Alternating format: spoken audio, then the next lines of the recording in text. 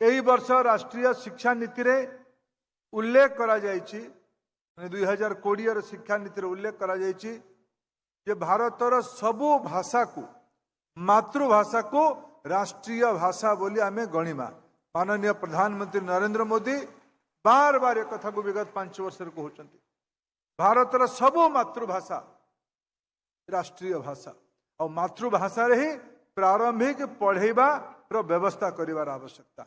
यही वर्ष मो दायित्व रे थिबा सीबीएसई को मु परामर्श देली सेमाने ताकू नीति रे भी परिणत कले।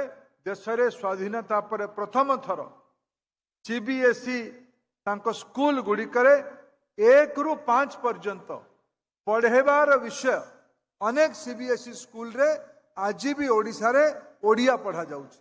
एटा विषय नहीं ओडिया रे ही पढ़ाबा मीडियम ऑफ इंस्ट्रक्शन मूल आह्वान है विषय करके पढ़ा अलग विषय।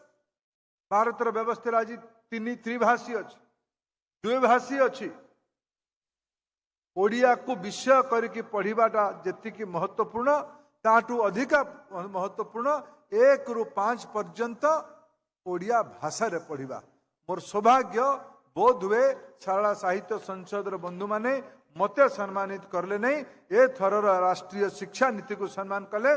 देशर लोकप्रिय प्रधानमंत्री नरेंद्र मोदी दार्शनिक तत्व को सम्मानित कले।